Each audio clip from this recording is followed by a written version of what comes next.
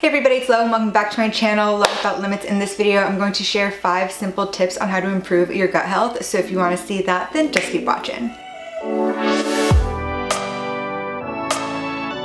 Gut health has become even more widely discussed over the last few years, and just more information on gut health, the gut microbiome, gut-brain connection, and reducing gut-related problems has become even more mainstream, which is great because it also means that more studies are being done on these topics and that more lifestyle and dietary changes will become widely accepted and used. So for this video, I'm going to talk about 5 dietary changes that you can do that are super simple and just easy to incorporate into your everyday life to have the best gut health that you can and to have a nice, happy, healthy microbiome. So jumping straight into it, the first one is to eat probiotic rich foods. So probiotics are live microorganisms that colonize your gut with the good stuff, and these foods are packed with these beneficial belly bugs. They include fermented foods such as yogurt, one of my faves, raw sauerkraut, which is finely shredded cabbage that has been fermented by lactic acid bacteria. Sauerkraut is also full of fiber, vitamin C and K, iron, potassium, and sodium. You do have to make sure that it says raw though when buying sauerkraut, because pasteurizing it in the process of heating it up does kill off the good probiotics that are found in sauerkraut. And you could also make it on your own. I tried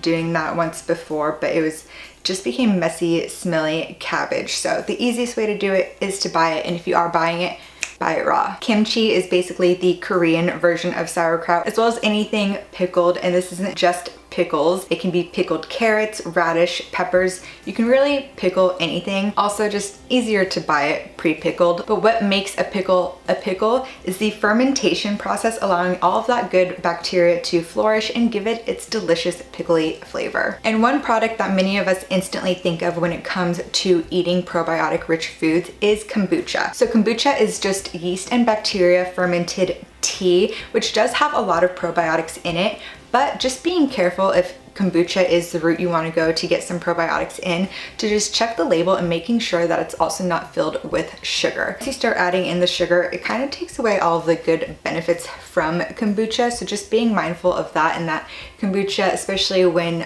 sugared and sweetened, isn't always the best option for getting your probiotics in. Another super easy way to just get your probiotics in is through supplementation.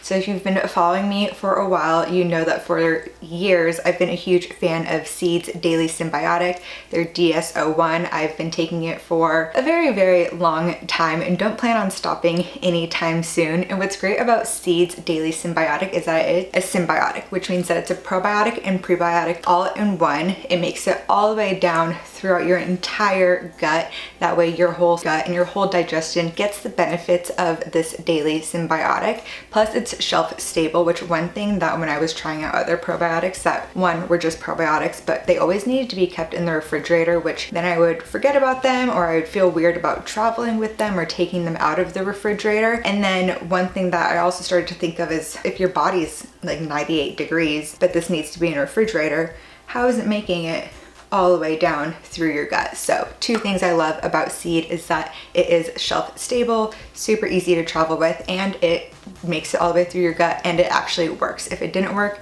I would not be taking it for years at this point. I will have my more in-depth review video from years ago linked down below, as well as a link to buy Seed if you are interested in trying it for yourself. And just a thank you in advance if you do decide to use that link. It does help me and my channel. And while they don't often run discounts, if you keep up with me on my Instagram, that is where when they do have discounts around different events or different holidays, I always post that on my stories because I know we all love a good discount. But that does lead me into tip 2, which is to eat more prebiotic foods, aka fiber. It would not be a diet or nutrition video of mine if I did not mention the F word at least once. I love fiber, love talking about fiber. Us Americans on average get about 8 grams of fiber per day when we need 25. So yes, I love talking about fiber, super important, full of prebiotics, which helps support and helps feed all of those good gut bacteria in your gut. Now, if you do find yourself on the lower end and you want to get up to that 25 grams a day, don't just start shoving fiber down your throat. That will not be good. You want to start slow and gradual instead of just going all in and leaving you feeling either backed up or too loose, if you know what I mean. So definitely start gradually increasing your fiber, and there's so many delicious foods to do it. So fiber is super important for healthy movements. And healthy movements are important to clean out waste and toxins before they get reabsorbed into your body. And by doing that, you will be reducing bloating. Now, ideally, you should be having 2 solid and easy ones a day, and that will also just help make sure that everything is getting out and not being reabsorbed to where those toxins just make you feel sluggish, lethargic, or even show up in your skin as some acne or other skin conditions. Fiber is also great at keeping us feeling satiated and by bulking up our food to help it move through our digestive tract. And again, fiber-rich foods are prebiotic because they are feeding that good bacteria in your gut so that they can continue to thrive and help you absorb all of those vitamins and nutrients that you are eating. Fiber-rich foods include almonds, flaxseed, bananas, chickpeas, as well as other beans and legumes, avocados, garlic, dandelion greens, leeks, asparagus, oats, chia seeds, apples, and various roots like jicama, as well as seaweed, which to me sounds like a very delicious list. Tip number 3 is to check for any intolerances you may have. Eating food that your body literally does not like and can't absorb or properly digest will lead to gut inflammation and bloating. When your gut is also dealing with an intolerance, it can't focus on properly digesting and absorbing all of the other food that you are eating. It will also just leave you feeling sick and sluggish as you're dealing with this intolerance in your stomach, and you're also not getting all of those important vitamins and nutrients from your other food. By cutting it out, either doing an elimination diet if you feel like you might have an intolerance, try cutting something out for a few weeks and then slowly introducing it and seeing how your body reacts. Or you can just go and get a blood test. You can either ask your doctor for one, or there are different at-home testing kits that you can do. I personally did Everlywell a few years ago, and one of the things that was on my list was garlic. That showed up on my blood test, and I always think, I love garlic. I don't plan on cutting it out anytime soon, and I feel perfectly fine, but I always think, how good could I feel if I actually cut out garlic? We may never know, but that is something to look into if you do feel like you have a food intolerance that is just making you feel bloated and making it really hard to digest certain things that you're eating. Tip number 4 is to eat more, and by this I don't mean to overconsume and just eat everything. That will actually not help your gut at all and will lead to bloating, but instead I mean to eat a more diverse plate of foods, include new foods into your diet or foods that you just haven't had before, instead of sticking with those same few ingredients that you find yourself just going back to week after week. I'll have a recent video on eating your colors and the different phytonutrients associated with each color food, but basically every food contains different vitamins, nutrients, polyphenols, and phytonutrients that are really important for your body and for diversifying your gut too. So by eating diverse plates of food, you're introducing all of those different vitamins and nutrients and benefits to your gut, making your microbiome robust and diverse as well. Some fun ways to do this are by ensuring that you have at least 5 different ingredients with each meal,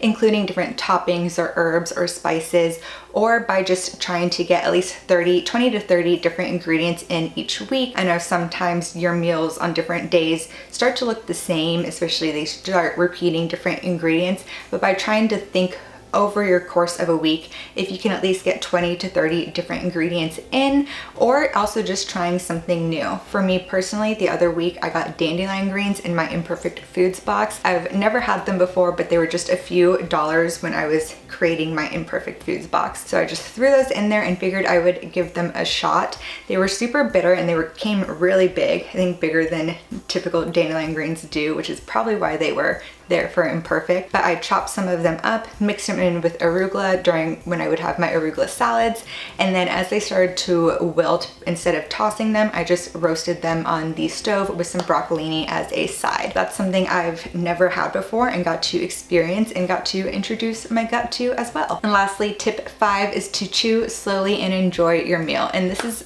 the tip that I could probably work on a little bit more as well, but chewing slowly is just so important for your gut and for reducing bloating. Digestion starts in the mouth, and what you taste can actually signal to your body what different enzymes to produce to help break it down. So if you taste something bitter, your body produces a lot of digestive enzymes, knowing that there's food coming and it's time to start getting your stomach ready. So everything can be broken down, because the more it's broken down, the more that you can absorb once it's in your intestines. So that's also why why it's really good to have something bitter at the start of your meal, like a bitter salad, to really signal to your body that food is coming and it's time to get ready to break everything down. The slower it takes, the more bloated you start to feel, the slower your digestion is. You also won't be able to absorb as much. So by making sure that you can start that process early is super important. Salads and bitter foods also come alongside fiber, which is great at the start of your meal as it paves the way for a healthy trip through your gut. Chewing your food enough also gets it into smaller pieces where you don't feel backed up from it going super slowly through your gut. It makes it easier on your stomach to start to break it down and move it along, as well as allowing your gut to pull out all of those vitamins and nutrients in order to have a good healthy microbiome without feeling backed up or sluggish or bloated. It also allows your brain to realize once you're full, that way you don't over consume, which also often leads to bloating. And another plus is that you get to taste your food for even longer. Well, there you have it. There are my 5 tips on how to eat to improve gut health. If you like this video, be sure to give it a thumbs up. Comment down below what your favorite gut-friendly food is and what else you want to see here on my channel. And while you're there, be sure to subscribe. I upload a new video every Wednesday. So until the next one, thanks for watching.